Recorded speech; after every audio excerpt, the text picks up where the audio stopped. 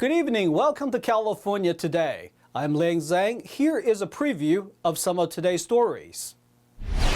Traces of a new drug have been found on the streets of San Francisco. Health officials say they identified the drug in overdose victims. Authorities have seized a record number of agricultural contraband for 2022. A specialist explains what's driving this trend. In San Francisco, authorities say traces of a deadly drug called xylazine is being found in the bodies of people who died from an overdose. The street name for this drug is like tranquilizer. It's an animal tranquilizer being added to illicit street opioid, mainly fentanyl.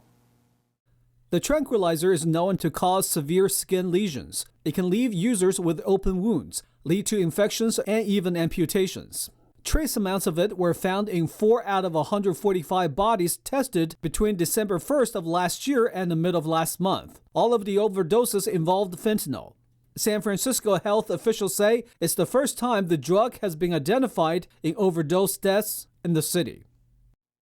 YouTube CEO Susan Wojcicki is stepping down. This is after serving the leadership role for nearly a decade. She says it's time to focus on family, health, and personal projects. She made the announcement in a YouTube blog post yesterday. Wojcicki was one of the first employees at YouTube's parent company, Google. The company's 2 founders worked out of her garage to build the search engine. That was nearly 25 years ago. The 54-year-old will be replaced by Neil Mohan, YouTube's current chief product officer. Wojcicki says she plans to take on an advisory role at Alphabet. The changing of the guard comes as YouTube's advertising revenue fell for the second straight quarter. Alphabet shares were steady after the news, down less than 1%. For the 3rd straight year, the U.S. Customs and Border Protection agriculture specialists at the LA and Long Beach port hit the record levels of contraband animal products from one main country. NTD's Jackie Reels spoke to a CBP agriculture specialist to hear more. The Customs and Border Patrol, or CBP, agricultural specialists seized over 1.2 million pounds at the LA and Long Beach ports of prohibited pork, chicken, beef, and dog products arriving from China last year. These animal products are not approved for consumption. This represents a 7% increase from 2021 and a 162% jump from 2020. CBP agricultural specialist Brian Hamilton explains what is driving this trend. We see containers of consolidated freight, basically meaning many different customers inside a container. Let's say you buy clothes. Well, we're not going to put one shipment of clothes in a container. We're going to mix that up with other customers as well, so we can have a full container to get our money's worth out of it. Hamilton says most people may simply be missing food from their home country and aren't aware these imports are illegal. So there are specialty items that I know people are looking for, like, hey, I'll send you a package. So we're seeing commercially packaged sausage. We're seeing soups, just like your typical top ramen, but it's not top ramen. We're seeing different brands of instant soups. But Hamilton says many of these products can now be found at local Asian specialty stores due to increasing demand. Illegally imported animal products are not only frowned upon, but also pose health risks. The risk is that a lot of these animal products may be contaminated with viruses, and simply dehydration is not enough to render it ineffective. So these viruses are still active. They have no issue with human consumption. You and I can eat it without any issue, but the issue is if any remnants of that particular animal product gets thrown in the trash, and really that becomes the risk, because if animals are pilfering through our garbage that has not been treated properly, we risk agricultural animals, farms that are nearby, becoming contaminated and infected with these diseases. The USDA's Animal and Plant Health Inspection Service notes China's livestock is affected by several diseases, such as African swine fever, among others. CBP is aware many consumers may not be aware of these animal products, restrictions, and others. The best thing a consumer can do is to buy commercially where those imports are brought in legally. Jackie Rios, NTD News, California. 2 California lawmakers have introduced a bill that would end the use of K-9 police units in 3 specific situations. However, the bill received immediate backlash from multiple law enforcement officials and public safety groups. Democratic Assemblyman Corey Jackson announced Monday morning his proposal of Assembly Bill 742. The co-author of the bill, Democratic Assemblyman Ash Kalra, along with members of the ACLU and NAACP, joined Jackson in front of the Capitol building to introduce the bill. Today we announce the introduction of AB 742. This bill seeks to end a deeply racialized, traumatic, and harmful practice by prohibiting the use of police canines for arrest, apprehension, and crowd control. AB 742 would end the use of police units that specifically use trained police dogs in many criminal situations. The initial proposal of the bill says that the use of canines can have serious consequences and mirrors other biases in use of force by police. We have to understand that the use of police canines have been a mainstay in this country's dehumanization and its cruel and violent history. It is an abuse for Black Americans and people of color, and this has been done for centuries. He says the need for AB 742 is apparent from both a historical perspective that dates the first use of canines were used by slave catchers. But opposition groups are speaking out against the bill and say that canines are vital for law enforcement officers. Many groups have pointed to statistics that show the majority of canine cases resulted in successful de-escalations without the use of force or firearms by responding officers. Co-author Assemblyman Kalra says that the bill is an opportunity to continue bringing humanity to our criminal justice system. We know that canine dogs, just like all dogs, are peaceful animals. They're trained to be used as weapons against our community. And I think it's long overdue for us to not just look at this practice, but end it once and for all in our great state. Since the bill has yet to be fully submitted, any exceptions or exclusions surrounding the new law are unclear. But Jackson says that police dogs should still be used for rescue and drug detection. Arguments against the proposed bill say that police dogs are a non-lethal and highly effective tool in volatile scenarios and, if removed, would hinder the safety of all parties involved. Sergeant Brentner Smith, spokesperson for the National Police Association, told NTD that canines are an important part of law enforcement response teams. We are going to take a short break, but here's a look at what we got for you when we come back. As we just heard, a new bill is proposing to limit the use of police dogs. We'll hear more from a former sergeant on the potential impacts of this proposal. And after the raining season, California is poppin' in colors. Officials remind people to be mindful of nature when visiting a super balloon. That and more on California Today.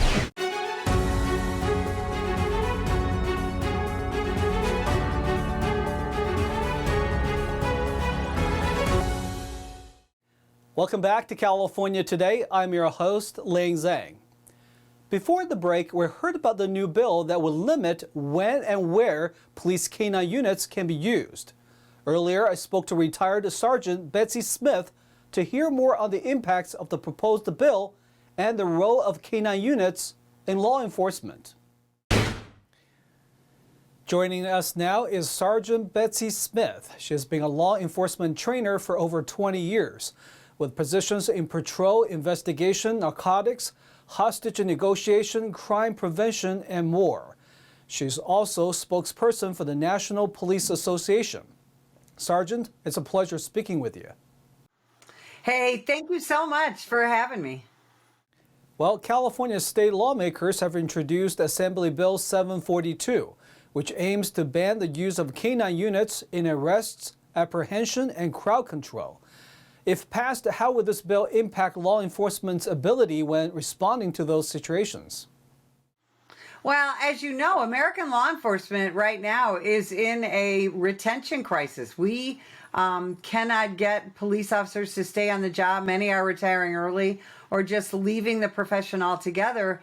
And we can't get new people to take those positions. So a good multi-purpose patrol K-9 is absolutely invaluable to the agency, especially to some of these smaller, more rural agencies who really depend on that patrol K-9 to be the backup for that handler when backup might be hours away. The bill's author, California Assemblyman Corey Jackson, claims that the use of K-9s are part of Americans' quote, cruel and violent history, specifically against minority groups. What's your perspective on this? In Section 1 of this bill, they talk about that the use of a police K-9 is a mainstay of constant dehumanizing and cruel abuse of Black Americans. That's ridiculous. First of all, let me just say that dogs are colorblind. They don't see people's colors. And so what these legislators are really doing is attacking the American law enforcement officer. So police K-9s are not used to dehumanize anyone. And I would love everyone in California especially to go read Section 1 of this bill because it's poorly worded and it's primarily emotional, bringing up things like the civil rights movement, George Floyd, who had nothing to do with the K-9 unit, and all kinds of other things. It's very emotional with zero substance. I also read the bill cover to cover. Other than the section you said, it does also say, according to Department of Justice, use of force data from 2016 and to 2019, Black people are 3.5 times more likely than any other group to be subjected to use of force due to police K-9 use, with Hispanic people being the second most likely compared to cases involving white people at 6 per 1 million people. Is there any weight to this argument? Well, and they didn't really provide much detail on that, but here's the problem that nobody likes to talk about. African Americans in America are disproportionately more likely to find themselves in a violent confrontation with police because they comprise more than half of the arrests in this country for murder or manslaughter. So that's likely why they end up on the wrong side of a K-9 unit. When a police K-9 unit is used, and I ran my agency's K-9 unit for many years, when a police K-9 unit is used, they are used because someone is resisting arrest or they're fleeing a police officer after a violent encounter or a violent crime, like an armed robbery. So when somebody gets bit by a police dog, it's because they're not complying with lawful orders. So the way to not get bit by a police dog is to comply with lawful orders and not resist arrest. It's really that simple. And Sergeant Smith, now you have worked with K-9 dogs before. Can you tell us how K-9 dogs get trained and become part of law enforcement? Right. So we have been using police K-9s in the United States since the 1970s. Now, Europe has been using them since the 1800s. And many of these, what we call multi-purpose patrol dogs, and they're usually Malinois and German Shepherds. Once in a while, you'll see a Rottweiler.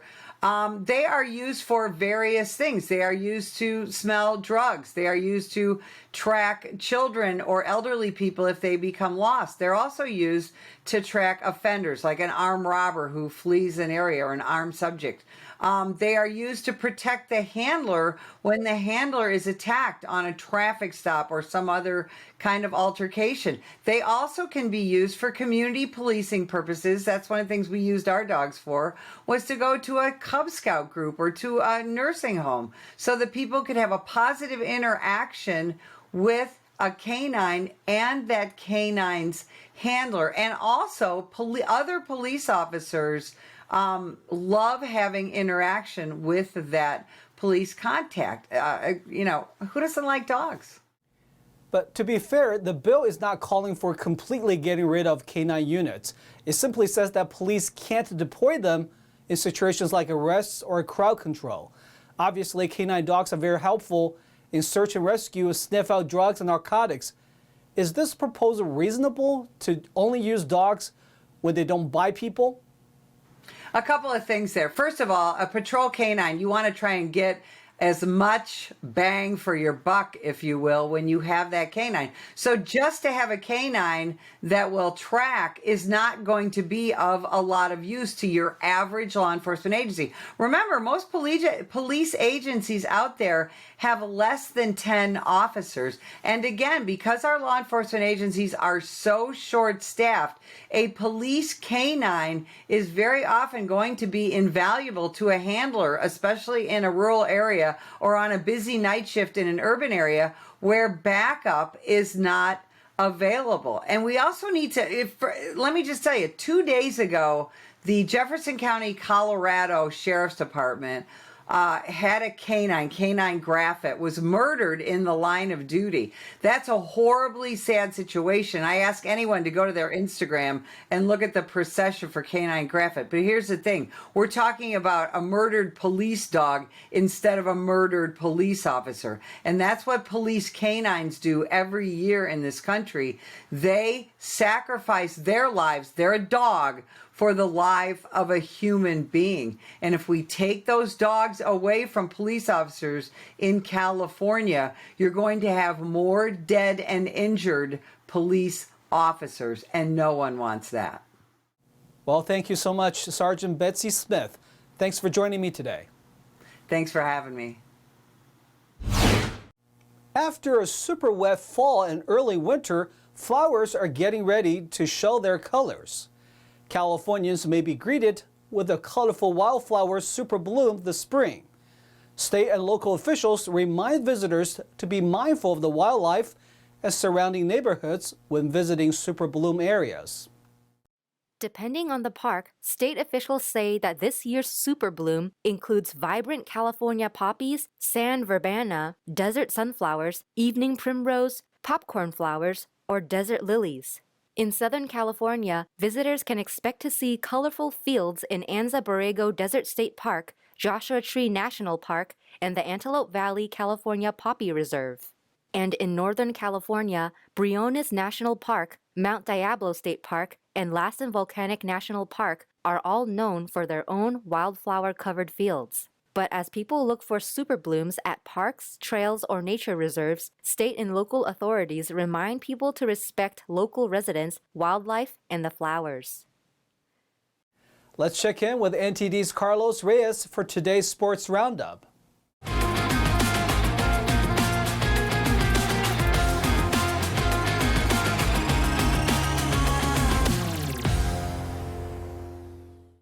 Hi, I'm Carlos Reyes, taking you through the California Today Sports Roundup.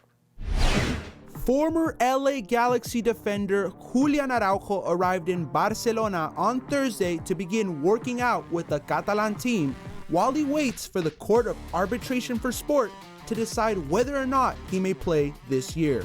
In January, LA Galaxy and Barcelona reached an agreement for the right back to join the La Liga team. The documentation needed for Araujo to register with his new club was sent after the move was finalized, but it missed FIFA's deadline by a mere 18 seconds. Barca quickly appealed FIFA's decision to CAS and attributed the delay in processing the papers to a computer fault. At the moment, Araujo's contract with Barcelona is still in effect. The goal is for the Mexico international, who has also been capped by the United States, to practice with the club's B team, who compete in Spain's third division while negotiations continue. Although he will initially play for Barca's reserve squad, the plan is for him to be ready whenever the first team needs him. Due to Hector Bellerin joining Sporting Club in January, Xavi Hernandez's team is lacking a natural right back, Araujo's preferred position. The 21-year-old signed for Barca in a deal that is complicated in structure but could eventually be worth around 4 million euros for the Los Angeles club. Terrence Mann and Paul George each scored 26 points as visiting Los Angeles beat Phoenix. Kawhi Leonard added 16 points after not scoring in the first half, while Ivica Zubac scored 13 points and pulled down an impressive 12 rebounds as the Clippers won for the fourth time in their last 6 games. Josh Okogie scored 24 points, Devin Booker added 19, and DeAndre Ayton 18 for the Suns, who lost for just the second time in the past 7 games.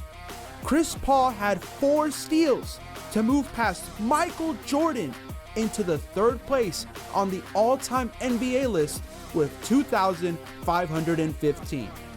Clippers 116, Suns 107.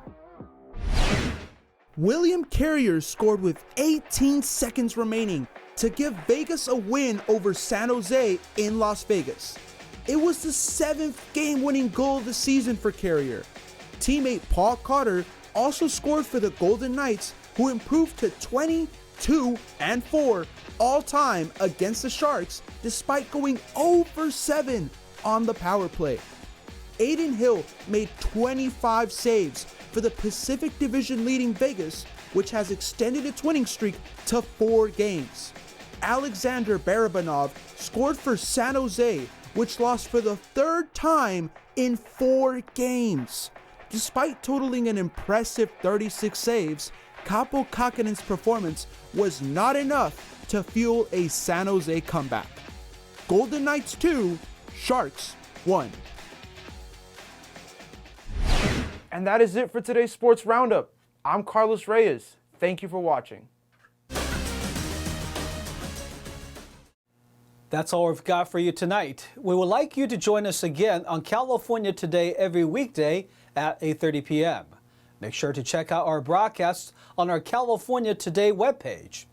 You can find it at ntd.com/California-Today. You can also find all of our top latest clips there, ready to share with friends and family. Send us a message on Twitter, Facebook, or Instagram, or through our email, california.today@ntd.com. I'm Liang Zhang. Have a wonderful weekend.